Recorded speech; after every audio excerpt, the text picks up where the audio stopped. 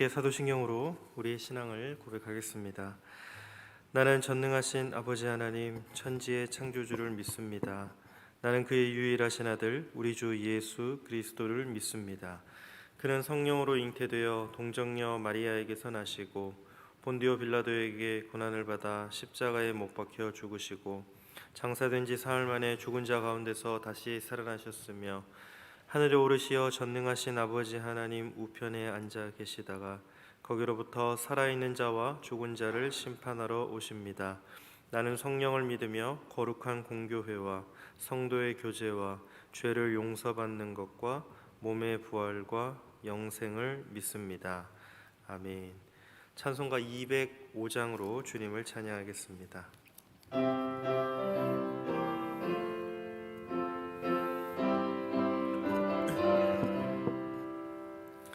주 예수 크신 사랑을 말해주시오.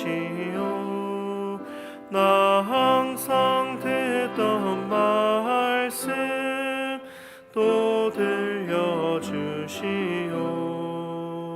좁지 않는 천국 주 예수 계신 곳 나 밝히 알아듣게 또 들려주시오. 나 항상 듣던 말씀 나 항상 듣던 말씀 주 예수 크신 사랑 또 들려주시오.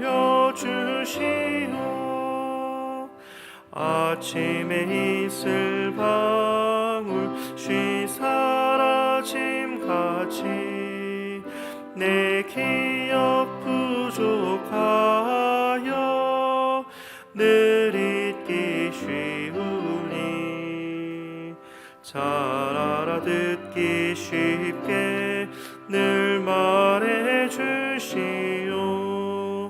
날 구속하신 사랑 또 들려주시오. 나 항상 듣던 말씀 나 항상 듣던 말씀 주 예수 크신 사랑 또 들려주시오. 주 예수 나를 위해 이 세상 오셔서 날 구속하신 은혜 말하여 주시오. 나 같은 사람 위해 주 보혈을 흘렸네. 이 복스러운 말씀 또 들려주시오.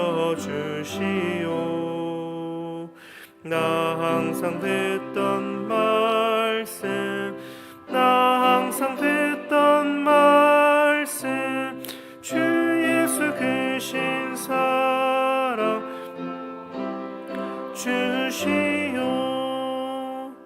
이 세상 헛된 영화 날 미혹할 때에 주 예수 크신 사랑 늘 들려주시오.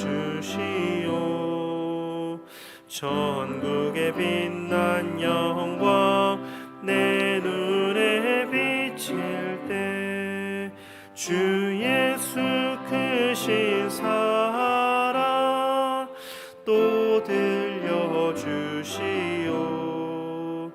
나 항상 듣던 말씀 나 항상 듣던 말씀 주 예수 크신 사랑 또 들려주시오.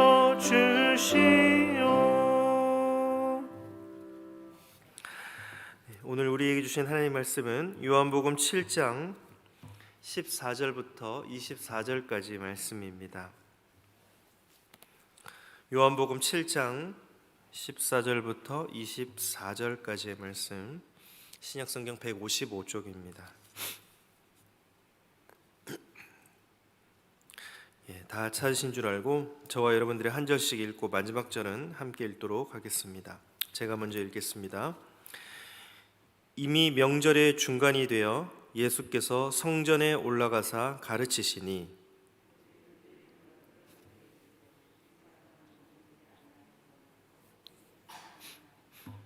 예수께서 대답하여 이르시되 내 교훈은 내 것이 아니요 나를 보내신 이의 것이니라.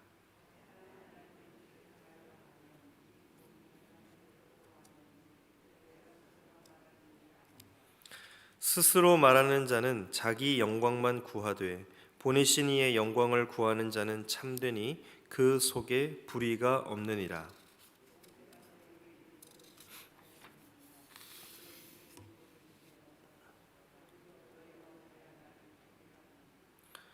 무리가 대답하되 당신은 귀신이 들렸도다. 누가 당신을 죽이려 하나이까?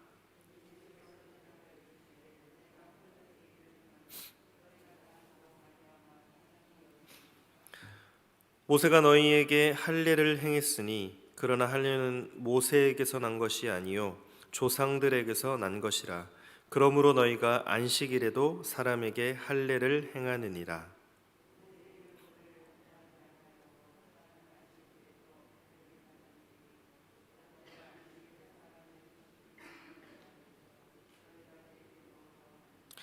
외모로 판단하지 말고 공의롭게 판단하라 하시니라. 아멘. 오늘날 한국 세대가 기독교에 대한 강한 거부감을 가지고 있습니다. 그래서일까요? 사람들 앞에서 신앙을 드러내며 살기가 쉽지 않습니다. 누구도 귀 기울여 주지 않습니다. 신앙을 드러내면 손해 볼 것 같습니다.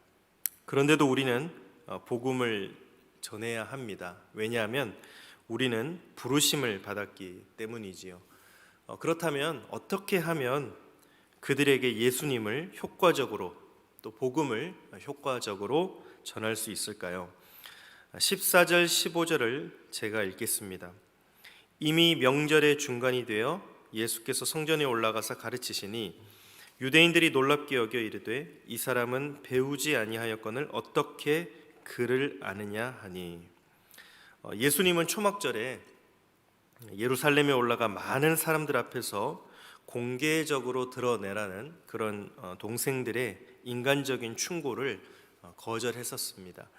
하지만 하나님의 때가 되자 명절 중간쯤에 하나님의 말씀을 가르치시기 위해서 예루살렘 성전으로 올라가셨습니다. 예수님은 성전에서 가르치셨습니다.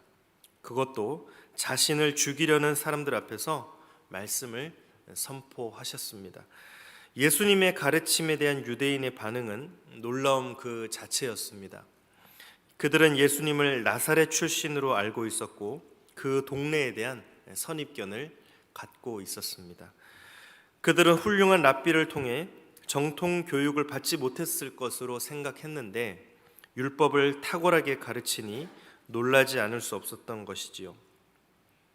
예수님처럼 불신앙에서 나온 인간적인 충고를 거절하고 잠잠히 기다려야 할 때가 있고 하나님의 때를 영적으로 분별해서 말씀을 가르치는 사명을 다하기 위해 충성된 마음으로 나아가야 할 때가 있습니다.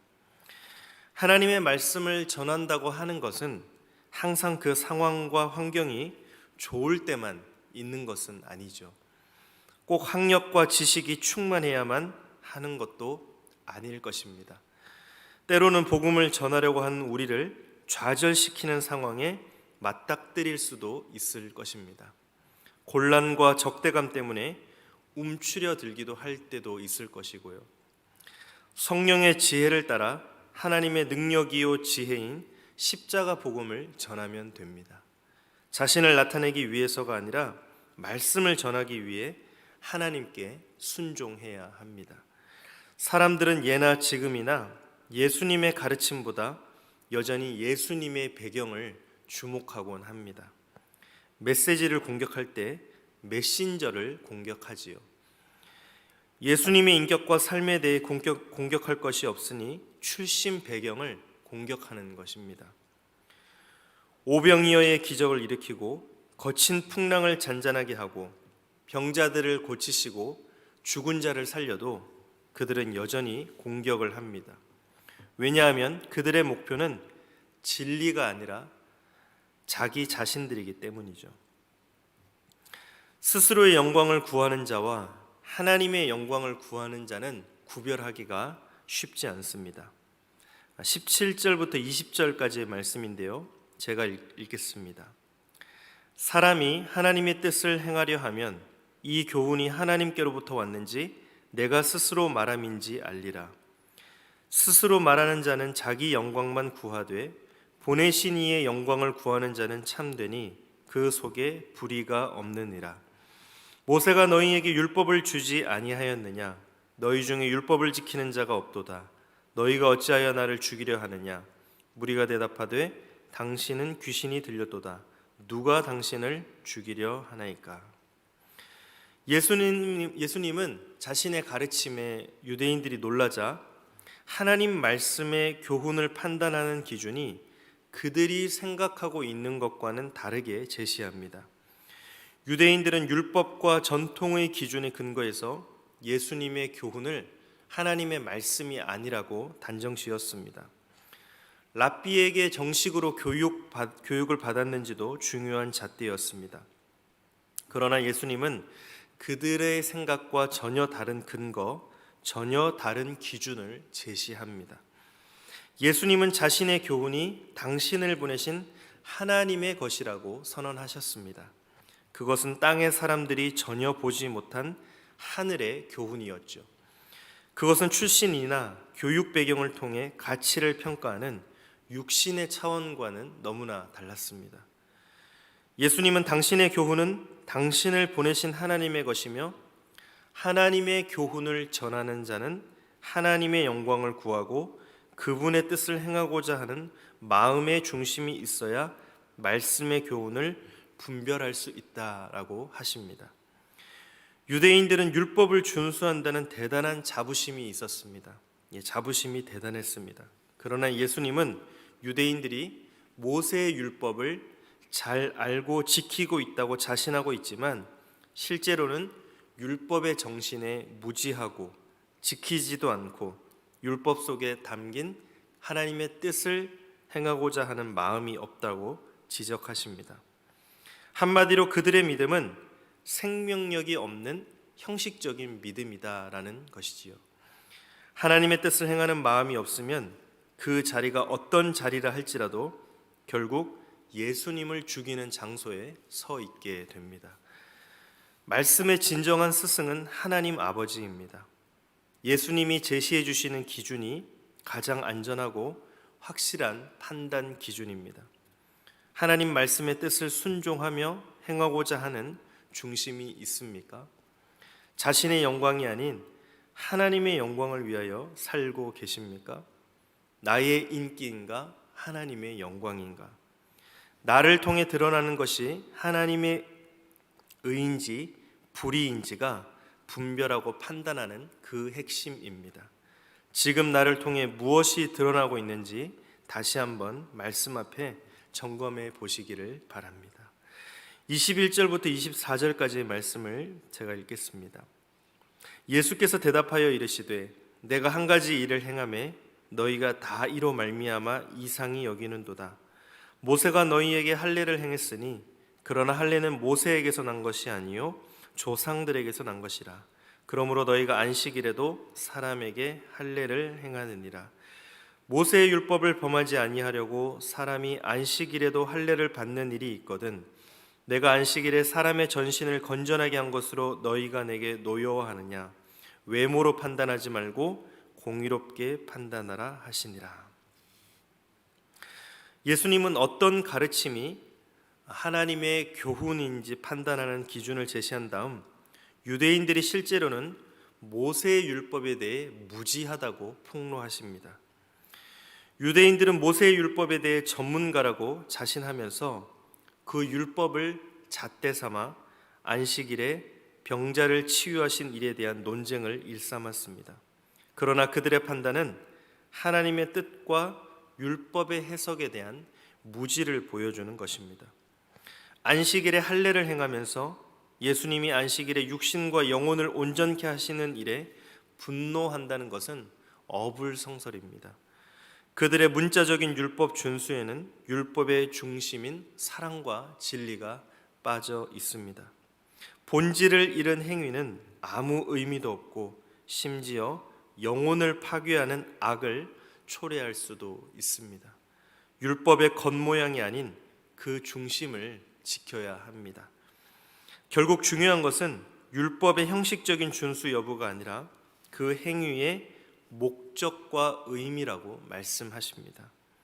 하나님의 법은 단지 악한 행동을 하지 않고 악한 마음을 가지지 않는 것에 그치는 것이 아니라 사랑과 공의로 하나님의 마음으로 살아가는 것입니다. 예수님은 율법 조문을 따르는 것이 아니라 하나님의 마음과 뜻을 이루기 위해 섬기고 희생하는 삶을 사셨습니다.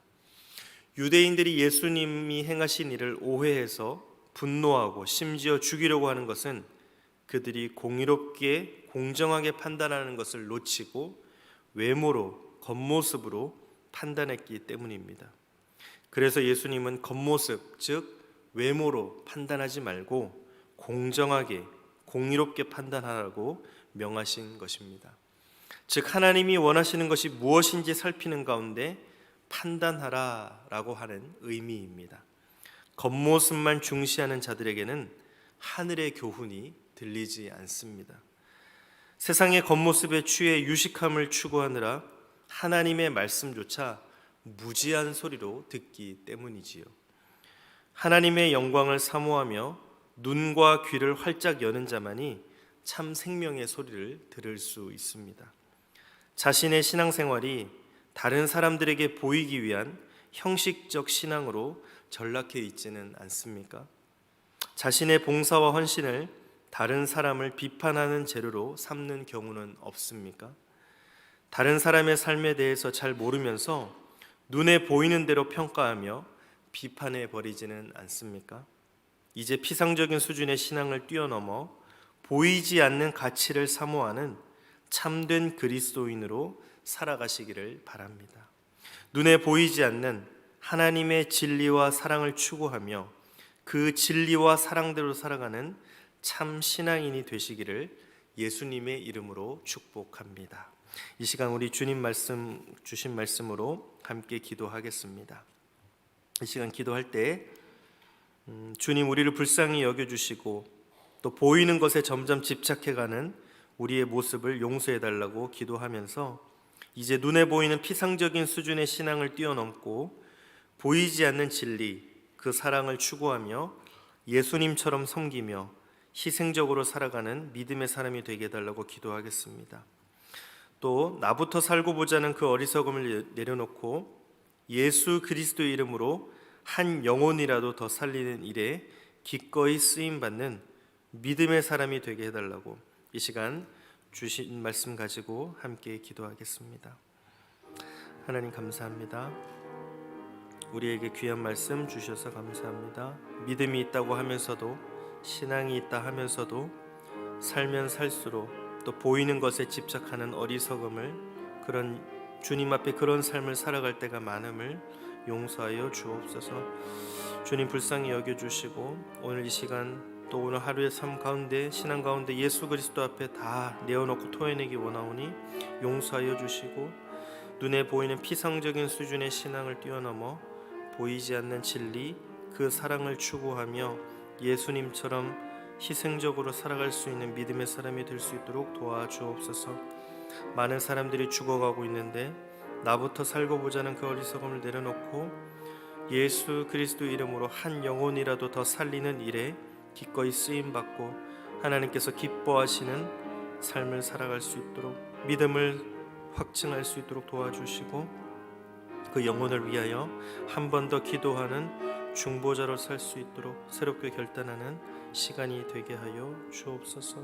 눈물 흘리는 그 아파하는 영혼들을 위하여 하나님 앞에 기도하며 또 간절히 주님 그들을 살려달라고 기도하는 가운데 하나님의 사랑이 나타나고 하나님의 영광이 나타나고 하나님의 말씀을 어떤 상황에서든지 복음 진리만을 전하는 믿음의 전도자가 될 수 있도록 오늘 하루 삶 가운데 한 영혼에게라도 복음을 전할 수 있는 귀한 전도자의 삶을 살 수 있도록 주님 도와주시고 함께하여 주옵소서.